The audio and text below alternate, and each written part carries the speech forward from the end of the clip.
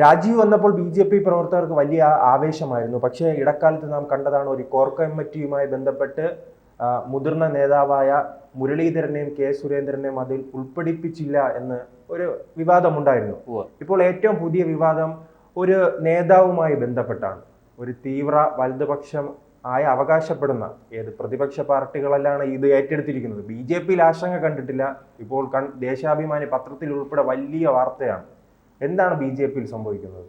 അല്ല, ബി.ജെ.പിയിൽ ഈ ഭാരവാഹികളെ തീരുമാനിക്കുന്നതിനെ ചൊല്ലി അനിശ്ചിതത്വമുണ്ട്, വൈകുന്നു എന്നൊക്കെയുള്ള ആക്ഷേപങ്ങൾ ഉയരുന്നുണ്ട്.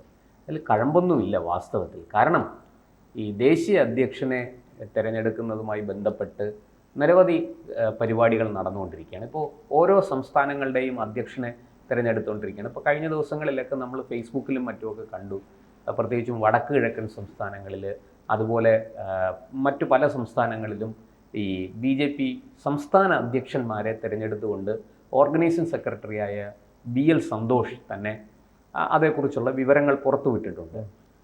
ഇന്ന സ്ഥലത്ത് ഇന്നാരുടെ നേതൃത്വത്തിലാണ് തിരഞ്ഞെടുപ്പ് നടപടിക്രമങ്ങൾ നടന്നത്, ഇന്നാരെ തിരഞ്ഞെടുത്തു, ഏകകണ്ഠമായി തിരഞ്ഞെടുത്തു എന്നൊക്കെ പറഞ്ഞ് ഇതിൻ്റെ വിശദാംശങ്ങളൊക്കെ അദ്ദേഹം പുറത്തുവിട്ടിട്ടുണ്ട്. അദ്ദേഹം ഓർഗനൈസിംഗ് സെക്രട്ടറിയാണ്. ഇപ്പോൾ കേരളത്തിൽ വളരെ നേരത്തെ തന്നെ രാജീവ് ചന്ദ്രശേഖരനെ സംസ്ഥാന പ്രസിഡൻ്റായിട്ട് നിശ്ചയിച്ചു. ഇനി മറ്റു ഭാരവാഹികളെ തീരുമാനിക്കുന്നത് ഈ ദേശീയ അധ്യക്ഷൻ കൂടി വന്നതിന് ശേഷമായിരിക്കും. അപ്പോൾ എല്ലാ സംസ്ഥാനങ്ങളിലെയും തിരഞ്ഞെടുപ്പുകൾ പൂർത്തിയാക്കി അതിനുശേഷമായിരിക്കും ദേശീയ അധ്യക്ഷൻ വരുന്നത്. നിലവിൽ JP നഡ്ഡ ദേശീയ അധ്യക്ഷ സ്ഥാനത്ത് നിന്ന് അദ്ദേഹം രാജ്യസഭ MP ആയി കേന്ദ്ര ആരോഗ്യമന്ത്രിയായിട്ട് അദ്ദേഹം ഇപ്പോൾ സർക്കാരിൻ്റെ ഭാഗമാണ്. അതുകൊണ്ട് തന്നെ BJPയിൽ ഒരു നയം എന്ന് പറയുന്നത് ഒരാൾക്ക് ഒരു പദവി. പാർട്ടിയിൽ ഉന്നത പദവി ഉണ്ടെങ്കിൽ അദ്ദേഹം പാർലമെൻ്ററി രംഗത്തേക്ക് വരില്ല. പാർലമെൻ്ററി രംഗത്ത് ഉന്നത പദവി ഉണ്ടെങ്കിൽ അദ്ദേഹം പാർട്ടിയിൽ ഉന്നത പദവിയിൽ ഉണ്ടാകില്ല. ഇതാണ് BJPയുടെ പൊതുവായുള്ള ഇത്. ചില അപവാദങ്ങളൊക്കെ അതിനുണ്ടെങ്കിലും പൊതുവെ BJP പിന്തുടരുന്നത് ഈ നയമാണ്. അപ്പോൾ അതിനനുസരിച്ച് JP നഡ്ഡ സ്വാഭാവികമായിട്ടും ഈ സംസ്ഥാന അധ്യക്ഷ സ്ഥാനത്തുനിന്ന് മാറി. അദ്ദേഹം ദേശീയ അധ്യക്ഷ സ്ഥാനത്തുനിന്ന് അദ്ദേഹം മാറി. അദ്ദേഹം വെറും ഒരു കെയർ ടേക്കറാണ് ഇപ്പോൾ. ഇനിയിപ്പോൾ ഈ സംസ്ഥാനങ്ങളിലെ തിരഞ്ഞെടുപ്പെല്ലാം പൂർത്തിയായി കഴിഞ്ഞിട്ടാണ് ദേശീയ അധ്യക്ഷനെ തിരഞ്ഞെടുക്കുക. അതിനുശേഷം സംസ്ഥാന ഭാരവാഹികളെ പ്രഖ്യാപിക്കും. അപ്പോൾ എല്ലാ ദേശീയ അധ്യക്ഷന്മാരും തിരഞ്ഞെടുക്കപ്പെട്ടവരും നേരത്തെ തിരഞ്ഞെടുക്കപ്പെട്ടവരും ഈ ഭാരവാഹി പട്ടികയുമായിട്ട് കേന്ദ്രത്തിലേക്ക് പോയിട്ടുണ്ട്. അവിടെ ഇത് ചർച്ച ചെയ്യും. ഈ ദേശീയ അധ്യക്ഷൻ ആണ് ഇത് അനൗൺസ് ചെയ്യുന്നതെങ്കിലും, അല്ലെങ്കിൽ അദ്ദേഹം കൂടി വന്നതിന് ശേഷം മാത്രമേ ഇത് ചെയ്യുമെങ്കിലും അതിനു മുമ്പ് ചർച്ചകളൊക്കെ നടക്കും. BJPയുടെ വിവിധ തലങ്ങളിൽ ഇത് സംബന്ധിച്ച് ചർച്ചകളൊക്കെ നടക്കും. അഭിപ്രായങ്ങൾ പറയും. അവിടെ തിരുത്തലുകൾ ആവശ്യമുണ്ടെങ്കിൽ അതൊക്കെ ചെയ്യും എന്നൊക്കെ. അതൊക്കെ അതിൻ്റെ BJPയുമായി ബന്ധപ്പെട്ട കാര്യങ്ങളാണ്, അവരുടെ ആഭ്യന്തര കാര്യങ്ങളാണ് ആ പാർട്ടിയുടെ. ഇവിടെ ഇപ്പോൾ വാർത്ത വരുന്നത് ഈ കഴിഞ്ഞ ദിവസങ്ങളിലെല്ലാം നമ്മൾ ഈ സോഷ്യൽ മീഡിയയിലുമൊക്കെ ഇത് ചർച്ച ചെയ്യുന്ന കണ്ടു. ഈ ഭാരവാഹി പട്ടിക, കേരളത്തിൻ്റെ ഭാരവാഹി പട്ടികയെ സംബന്ധിച്ചാണ് ചർച്ച. അതിൽ ഈ പ്രതീഷ് വിശ്വനാഥ് എന്ന് പറയുന്ന മുൻ VHP പ്രവർത്തകൻ, VHPയുടെ ഫുൾ ടൈമറൊക്കെ ആയിരുന്നയാളാണ്, പ്രതീഷ് വിശ്വനാഥിൻ്റെ പേര് കടന്നുകൂടിയിട്ടുണ്ട്. അത് ഒരു വിഭാഗം BJP നേതാക്കൾ അതിനെ എതിർക്കുന്നു എന്നാണ് വാർത്ത പുറത്തു വന്നിരിക്കുന്നത്. പ്രത്യേകിച്ചും അബ്ദുള്ളക്കുട്ടി ദേശീയ വൈസ് പ്രസിഡൻ്റാണ്, ഉപാധ്യക്ഷനാണ് അബ്ദുള്ളക്കുട്ടി ഈ പ്രതീഷിൻ്റെ വരവിനെ എതിർത്തു എന്ന് പറഞ്ഞാണ് വാർത്ത വരുന്നത്. അത് അബ്ദുള്ളക്കുട്ടി അതിനെ നിഷേധിക്കുകയോ അനുകൂലിക്കുകയോ ചെയ്തിട്ടില്ല. അല്ല, അദ്ദേഹം സമൂഹ മാധ്യമങ്ങളിൽ പോസ്റ്റ് ഇട്ടിരുന്നു അബ്ദുള്ളക്കുട്ടി. അപ്പോൾ അദ്ദേഹം എതിർത്തു എന്ന് പറയുന്നത് ശരിയാണ്. അല്ല, അദ്ദേഹം പറയുന്നത് ഞാൻ അങ്ങനെ ഇതിനെക്കുറിച്ച് ചർച്ച തന്നെ ഉണ്ടായിട്ടില്ല, പിന്നെ എങ്ങനെയാണ് ഈ എതിർപ്പ് വന്നതെന്നാണ് അദ്ദേഹം ചോദിക്കുന്നത്.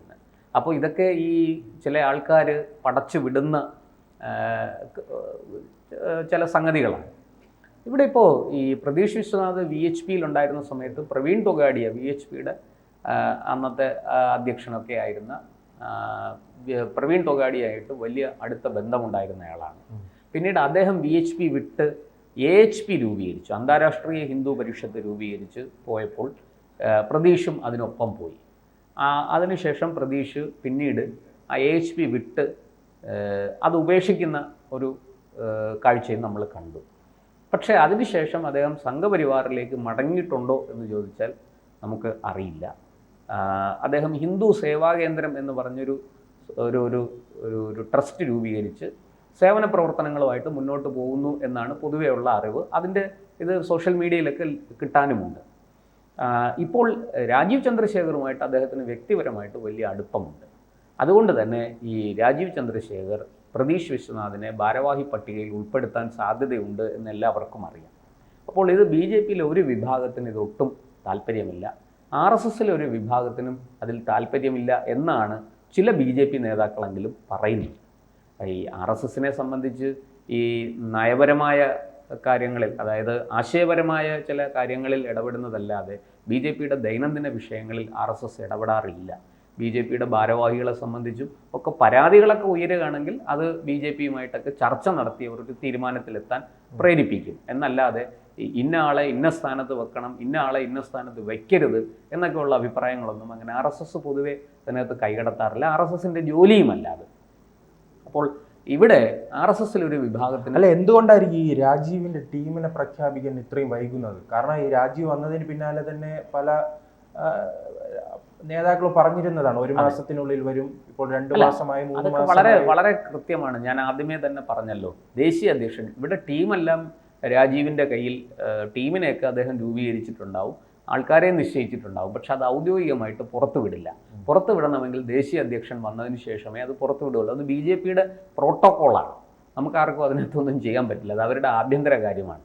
പക്ഷെ അതിൻ്റെ പേരിൽ BJPക്കുള്ളിൽ കലഹം നടക്കുന്നു എന്ന് പറയുന്നത് ശരിയാണ് എന്ന് എനിക്ക് തോന്നുന്നില്ല. ഈ പറഞ്ഞതുപോലെ പ്രതീഷ് വിശ്വനാഥ് ഭാരവാഹി പട്ടികയിൽ ഉണ്ടോ ഇല്ലയോ എന്നുള്ളത് നമുക്ക് വ്യക്തമല്ല. വാർത്തകളൊക്കെ ഇങ്ങനെ വരും. ഇപ്പോൾ ഞാൻ മനസ്സിലാക്കുന്നത് പ്രതീഷ് വിശ്വനാഥ് തന്നെ ഒരു ഫേസ്ബുക്ക് പോസ്റ്റിലൂടെ അത് നിഷേധിച്ചിട്ടുണ്ട്. എനിക്കതിനെക്കുറിച്ച് അറിയില്ല എന്നൊക്കെ പറഞ്ഞ് അദ്ദേഹം നിഷേധിച്ചിട്ടുണ്ടെന്നാണ് ഞാൻ മനസ്സിലാക്കുന്നത്. എന്തായാലും ഈ പറഞ്ഞതുപോലെ ഒരാളിനെ ഒരു സ്ഥാനത്തേക്ക് നിർദ്ദേശിക്കുമ്പോൾ അത് കേവലം സംസ്ഥാന പ്രസിഡൻറ്റിൻ്റെയോ അല്ലെങ്കിൽ ഏതെങ്കിലും ഒരു നേതാവിൻ്റെയോ ഇഷ്ടത്തിനനുസരിച്ചല്ല അതൊക്കെ ചെയ്യുന്നത്. BJPക്കകത്ത് അതിനെ സംബന്ധിച്ച് ചർച്ചകൾ നടക്കും, അതിൽ പരാതി ഉണ്ടെങ്കിൽ അത് പരിഹരിക്കും. അങ്ങനെയൊക്കെയാണ് അത് മുന്നോട്ട് പോകുന്നത്. അല്ലാതെ ഏകപക്ഷീയമായിട്ട് ഒരാളെ ഒരു സ്ഥാനത്തേക്കും ആരെയും കൊണ്ടുവരുന്ന ഒരു പതിവ് BJPയിലില്ല.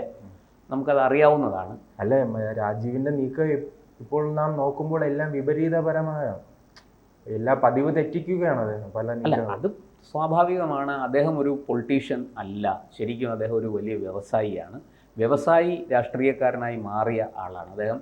10-15 കൊല്ലം രാജ്യസഭ MP ആയിട്ടൊക്കെ പ്രവർത്തിച്ചു, കേന്ദ്ര സഹമന്ത്രിയായിരുന്നു, തിരുവനന്തപുരത്ത് ഒരു തവണ മത്സരിച്ചു. ചെറിയ വോട്ടുകൾക്ക് ശശി തരൂരിനോട് അദ്ദേഹം പരാജയപ്പെട്ടു. ഈ രാജീവ് ചന്ദ്രശേഖർ ഇവിടെ തിരുവനന്തപുരത്ത് പ്രവർത്തിക്കാൻ ഇലക്ഷന് ഡിക്ലെയർ ചെയ്ത്, അദ്ദേഹത്തിൻ്റെ പേര് ഡിക്ലെയർ ചെയ്ത് അദ്ദേഹം ഇവിടെ വരുമ്പോൾ പ്രതീഷ് വിശ്വനാഥ് ഒപ്പം ഉണ്ടായിരുന്നു. രാജീവ് ചന്ദ്രശേഖറിൻ്റെ ഒരു നല്ല സുഹൃത്താണ് പ്രതീഷ് വിശ്വനാഥ് എന്നാണ് എൻ്റെ അറിവ്. അപ്പോൾ ആ പ്രതീഷ് വിശ്വനാഥ് ഇവിടെ വന്നിരുന്നു, ഈ തെരഞ്ഞെടുപ്പ് കാര്യങ്ങളിലൊക്കെ അദ്ദേഹവുമായിട്ട് സഹകരിച്ചിട്ടുണ്ടാകും. പക്ഷേ ഇപ്പോൾ വാർത്തയിലൊക്കെ പറയുന്നത് പോലെ ഇതിന് ചുക്കാൻ പിടിച്ചത് പ്രതീഷ് വിശ്വനാഥ് ആണ് എന്നൊക്കെ പറയുന്നത് എനിക്ക് സംശയമുണ്ട്. കാരണം BJPക്ക് ഒരു വലിയ സംവിധാനമുണ്ട്. ഈ തെരഞ്ഞെടുപ്പിൻ്റെ പ്രവർത്തനങ്ങൾ ഏകോപിപ്പിക്കാനും അത് മുന്നോട്ട് കൊണ്ടുപോകാനും ഒക്കെ അതിൻ്റെ വലിയ സംവിധാനം തന്നെ BJPക്കുണ്ട്. എനിക്കത് നേരിട്ട് അറിയുന്ന കാര്യമാണ്. അതുപോലെ തന്നെ BJP ഇക്കാര്യത്തിലൊക്കെ RSSൻ്റെ സഹായം തേടും തെരഞ്ഞെടുപ്പ് സമയത്തൊക്കെ. അപ്പോൾ RSS അവരുടെ പ്രവർത്തകരെ ചിലപ്പോൾ പിന്നെ ഈ തെരഞ്ഞെടുപ്പ് കാര്യങ്ങളെ ഏകോപിപ്പിക്കാനോ അല്ലെങ്കിൽ മറ്റെന്തെങ്കിലുമൊക്കെ കാര്യങ്ങൾക്കായിട്ട് അവർ സഹകരിക്കാറുണ്ട്. അത് ഔദ്യോഗികമായിട്ട് RSS പറഞ്ഞിട്ടല്ല, RSSൻ്റെ പ്രവർത്തകർ സ്വമേധയാ സ്വയംസേവകർ മുന്നോട്ട് വന്ന് സഹകരിക്കാറുണ്ട്. അതൊക്കെ നമ്മൾ കണ്ടിട്ടുണ്ട്. ഇവിടെ ഇപ്പോൾ ഈ പ്രതീക്ഷ വരുന്നത് എന്തോ ഒരു വലിയ കുഴപ്പമാണ് എന്ന് പറയാനാണ് ചില മാധ്യമങ്ങളെങ്കിലും ശ്രമിക്കുന്നത്. അതെന്തുകൊണ്ടാണെന്ന് എനിക്ക് മനസ്സിലാകുന്നില്ല. എന്തായാലും ഇതൊക്കെ ഏകപക്ഷീയമായിട്ട് ഒരാൾ മാത്രം തീരുമാനിക്കുന്നതല്ല. കൂട്ടായ ഒരു ചർച്ചയുടെ ഫലമായിട്ട് കേന്ദ്ര നേതൃത്വം അടക്കം ഇരുന്ന് ഈ വിഷയം പരിശോധിച്ചൊക്കെയാണ് തീരുമാനിക്കുന്നത്. ആരെ ഏത് സ്ഥാനത്തിരുത്തണം എന്നൊക്കെയുള്ളത് അങ്ങനെയാണ് BJP തീരുമാനിക്കുന്നത്. അത് മാധ്യമങ്ങളെ സംബന്ധിച്ച് ഇതൊക്കെ ഇത്തരത്തിലുള്ള വാർത്തകളാണ്, വിവാദങ്ങളാണ്. അത് കൂടുതൽ വിവാദങ്ങൾ ഉണ്ടാക്കി കൂടുതൽ വാർത്ത ജനങ്ങളിലേക്ക്, ജനശ്രദ്ധ പിടിച്ചു പറ്റാനാണ് എപ്പോഴും മാധ്യമങ്ങൾ ശ്രമിക്കുന്നത്. അതിൻ്റെ ഭാഗമായിട്ടുള്ളതാണ് ഇത്തരം വാർത്തകളെന്നൊക്കെയാണ് ഞാൻ മനസ്സിലാക്കുന്നത്. കൂടുതൽ വാർത്തകളും വിശേഷങ്ങളും നിങ്ങളിലേക്ക് എത്താൻ ABC മലയാളം സബ്സ്ക്രൈബ് ചെയ്യുക, ബെൽ ബട്ടണും അമർത്തുക.